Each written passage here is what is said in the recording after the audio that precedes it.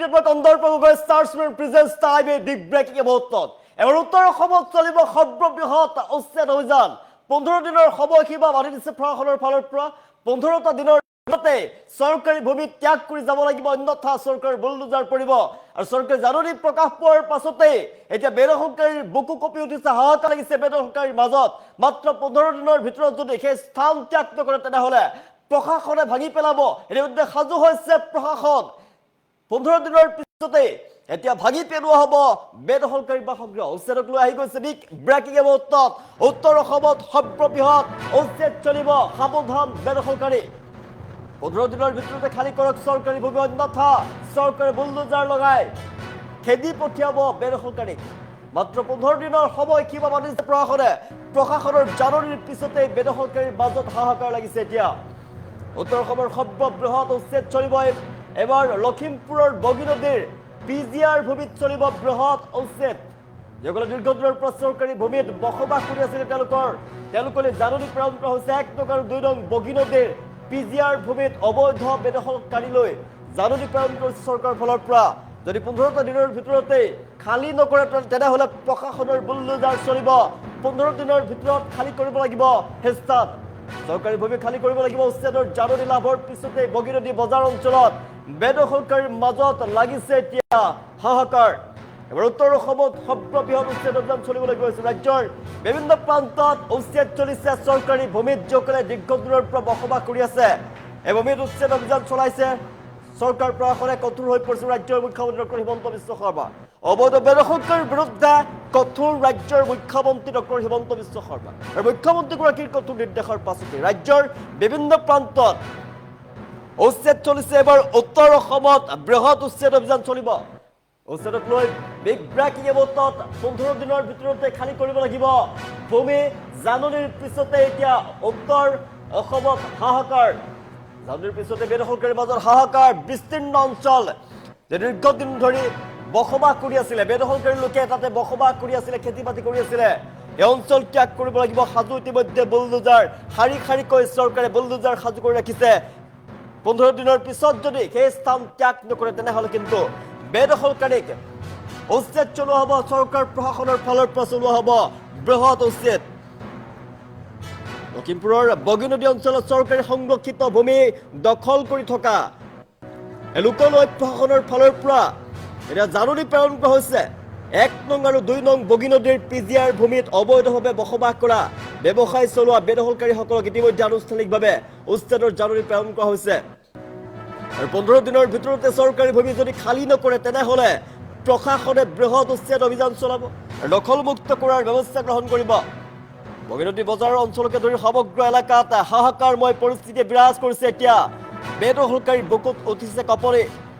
বহু বছৰ ধৰি চৰকাৰী ভূমিত ঘৰ বাৰী নিৰ্মাণ কৰি আছিলে ব্যৱসায়িক প্ৰতিষ্ঠান নিৰ্মাণ কৰি আছিলে আৰু বহু লোক এতিয়া অনিশ্চয়তাৰ সন্মুখীন হৈছে তেওঁলোকৰ হাহাকাৰ লাগিছে কপি উঠিছে তেওঁলোকৰ বুকু উচ্ছেদৰ জাননী ইতিমধ্যে প্ৰেৰণ কৰা হৈছে উচ্ছেদৰ জাননী লাভ কৰাৰ পিছতেই বহু পৰিয়ালে বিকল্প বাসস্থানৰ সন্ধান আৰম্ভ কৰিছে বিচৰাৰ ইতিমধ্যে বগী নদীৰ ৰাজহ চক্ৰৰ অন্তৰ্গত 1 নং আৰু 2 নং বগী নদীৰ পিজিআৰ ভূমিত দীৰ্ঘদিনৰ পৰা বসবাস কৰি আছিল একাংশ লোকে অবৈধ দখল কৰি চলি আছিলে তাতেই এই ভূমিসমূহ চৰকাৰীভাৱে সংৰক্ষিত হোৱা আৰু সেই বহু লোকে ঘৰ দোকান পোহাৰ বিভিন্ন স্থায়ী অস্থায়ী গাঁথনি নিৰ্মাণ কৰি দখল কৰি ৰাখিছিলে বিষয়টো প্ৰশাসনৰ নজৰত পৰিলে আৰু ইয়াৰ পাছতে ভূমিৰ নথিপত্ৰ পৰীক্ষা কৰি অবৈধ দখলকাৰীৰ বিৰুদ্ধে ব্যৱস্থা গ্ৰহণৰ সিদ্ধান্ত গ্ৰহণ কৰিছে প্ৰশাসনৰ ফালৰ পৰা 15 দিন সময়সীমা বান্ধি দিছে চৰকাৰৰ ফালৰ পৰা স্পষ্টভাৱে জাননী প্ৰেৰণ কৰা হৈছে 15টা দিনৰ ভিতৰত যদি সেই স্থান খালী নকৰে তেনেহলে কিন্তু বৃহৎ ব্যৱস্থা গ্ৰহণ কৰিব প্ৰশাসনৰ বুলডোজাৰ ইতিমধ্যে সাজু কৰি ৰখা হৈছে তাত চৰকাৰী বুলডোজাৰ পৰিব সেই স্থানৰ পৰা খেদি পঠিওৱা হ'ব অবৈধ বেদখলকাৰীক নিৰ্ধাৰিত সময়ৰ ভিতৰতে ভূমি খালী নকৰিলে সেইসকলৰ বিৰুদ্ধে ব্যৱস্থা গ্ৰহণ কৰা হ'ব ইতিমধ্যে আৰক্ষী আৰু নিৰাপত্তাৰ আৰক্ষী সাজু হৈ আছে প্ৰশাসনৰ বুলডোজাৰ সাজু হৈ আছে আৰু প্ৰশাসনৰ বুলডোজাৰ 15টা দিনৰ ভিতৰত যদি সেই স্থান খালী নকৰে চৰকাৰী ভূমি ত্যাগ কৰি যদি গুচি নাযায় বৃহৎ উচ্ছেদ চলাব ভাঙি পেলোৱা হ'ব বেদখলকাৰীৰ বাসগৃহ উচ্ছেদ কৰা হ'ব খেতি পথাৰ জাননী লাভ কৰাৰ পাছতে একাংশ লোকে প্ৰশাসনৰ জাননীৰ পিছতে একাংশ লোকৰ মাজত হাহাকাৰ লাগিছে জনাইছো ৰাজ্যৰ বিভিন্ন প্ৰান্তত বেদখলকাৰীৰ বিৰুদ্ধে কঠোৰ ব্যৱস্থা গ্ৰহণ কৰিছে চৰকাৰৰ ফালৰ পৰা আৰু ধাৰাবাহিকভাৱে উচ্ছেদ অভিযান চলিছে ৰাজ্যৰ প্ৰান্তে প্ৰান্তে আৰু এইবাৰ লখিমপুৰ জিলাৰ বগীনদী অঞ্চলত চলিব বৃহৎ উচ্ছেদ পিজাৰ ভূমিত চলিব বৃহৎ উচ্ছেদ অভিযান ইতিমধ্যে প্ৰস্তুতি আৰম্ভ কৰিছে প্ৰশাসনে বগীনদী অঞ্চলত দৃষ্টি পৰিছে প্ৰশাসনৰ আৰু 15টা দিনৰ ভিতৰতে যদি স্থান ত্যাগ নকৰে চৰকাৰী ভূমিৰ যদি ত্যাগ নকৰে বেদখলকাৰী তেনেহলে কিন্তু সেই স্থানত চৰকাৰী বুলডোজাৰ চলিব চৰকাৰী সেই স্থান ত্যাগ কৰাৰ বাবে জাননী ইতিমধ্যে প্ৰেৰণ কৰিছে চৰকাৰৰ জাননী প্ৰেৰণ কৰাৰ পাছতে এতিয়া বেদখলকাৰীৰ মাজত হাহাকাৰ লাগিছে জাননীৰ পিছতেই বেদখলকাৰীৰ হাহাকাৰ ৰাজ্যৰ বিভিন্ন প্ৰান্তত অবৈধ বেদখলকাৰীৰ বিৰুদ্ধে কঠোৰ ব্যৱস্থা গ্ৰহণ কৰিছে কঠোৰ হৈ পৰিছে ৰাজ্যৰ চৰকাৰ ৰাজ্যৰ বিভিন্ন প্ৰান্তত চলিছে বেদখলকাৰীৰ বিৰুদ্ধে বৃহৎ উচ্ছেদ অভিযান আৰু এইবাৰ উত্তৰ অসমত সৰ্ববৃহৎ উচ্ছেদ অভিযান চলিব লখিমপুৰৰ বগীনদীৰ পিজিয়াৰ ভূমিত চলিব বৃহৎ উচ্ছেদ সাৱধান বেদখলকাৰী যিকোনো মুহূৰ্ততেই 15টা দিনৰ ভিতৰত যদি আপুনি বেদখল মুক্ত কৰি নিদিয়ে সেই চৰকাৰী ভূমি যদি ত্যাগ কৰে তেনেহলে কিন্তু প্ৰশাসনে আপোনালোকৰ বাসগৃহত উচ্ছেদ অভিযান চলাব যিকোনো প্ৰান্ততেই উচ্ছেদ অভিযান চলাব ৰাজ্যৰ চৰকাৰ কঠোৰ হৈ পৰা দেখিবলৈ পোৱা গৈছে বেদখলকাৰীৰ বিৰুদ্ধে কঠোৰ ব্যৱস্থা গ্ৰহণ কৰিছে চৰকাৰখনে আৰু মুখ্যমন্ত্ৰী ডক্টৰ হিমন্ত বিশ্ব শৰ্মাৰ কঠোৰ নিৰ্দেশৰ পাছতে ৰাজ্যৰ প্ৰান্তে প্ৰান্তে বৃহৎ উচ্ছেদ অভিযান চলিছে যিসকলে বনভূমি চৰকাৰী ভূমি গুচৰণীয়া পথাৰত বনাঞ্চলত অবৈধভাৱে বসবাস কৰি আছিলে দীৰ্ঘদিনৰ পৰা বসবাস কৰি আছিলে সেইসকলক উচ্ছেদ চলোৱা হৈছে ৰাজ্যৰ প্ৰান্তে প্ৰান্তে আৰু পুনৰ লখিমপুৰৰ বগীনদীৰ পিজিয়াৰ ভূমিত যিসকলে দীৰ্ঘদিনৰ পৰা বসবাস কৰি আছিলে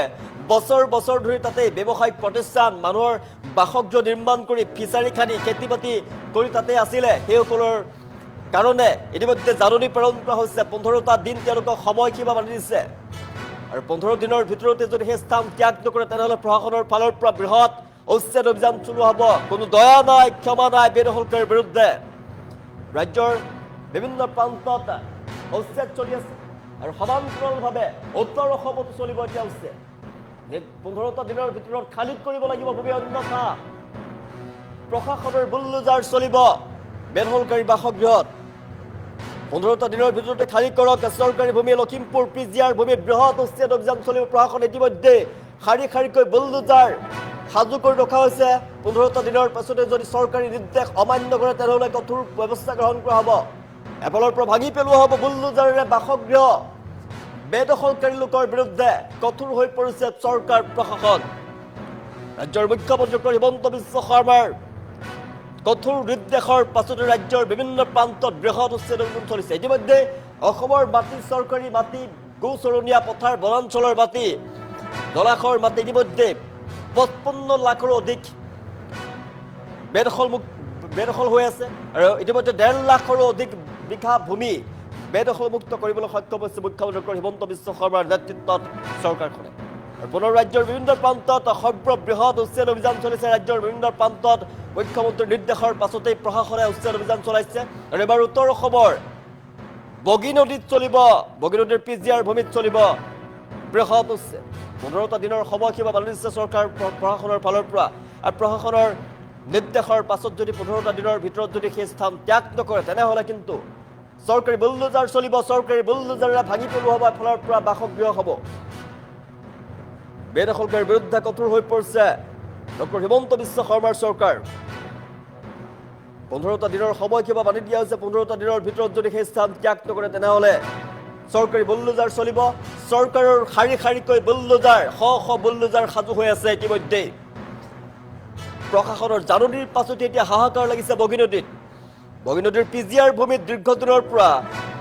লোকসকলে বসবাস কৰি আছিলে অবৈধভাৱে চৰকাৰী ভূমিত তেওঁলোকে আগ্ৰাসন কৰি আছিলে খেতি বাতি কৰি আছিলে ব্যৱসায়িক প্ৰতিষ্ঠান নিৰ্মাণ কৰি আছিলে বাসগৃহ নিৰ্মাণ কৰি আছিলে আৰু সেই স্থানত চৰকাৰে ইতিমধ্যে সেই স্থান ত্যাগ কৰাৰ বাবে 15টা দিনৰ সময়সীমা বান্ধি দিছে জাননী প্ৰেৰণ কৰিছে ইতিমধ্যে নটিচ প্ৰেৰণ কৰিছে যদি চৰকাৰৰ নিৰ্দেশ অমান্য কৰে তেনেহলে চৰকাৰৰ ফালৰ পৰা বুলডোজাৰে ভাঙি পেলোৱা হ'ব বেদখলকাৰীৰ বিৰুদ্ধে কঠোৰ হৈ পৰিছে চৰকাৰ ৰাজ্যৰ বিভিন্ন প্ৰান্তত উচ্ছেদ অভিযান চলি আছে কি উজনি কি নামনি কি উত্তৰ অসম কি মধ্য অসম কি বৰাক কি কাৰ্বি আলং কি ব্ৰহ্মপুত্ৰ সকলোতেই উচ্ছেদ অভিযান চলিছে আৰু উচ্ছেদৰ এবাৰ বৃহৎ উচ্ছেদ অভিযান চলিব লখিমপুৰত উত্তৰ লখিমপুৰৰ বগীনদীত বৃহৎ উচ্ছেদ অভিযান চলিব পিজিআৰ ভূমিত চলিব বৃহৎ উচ্ছেদ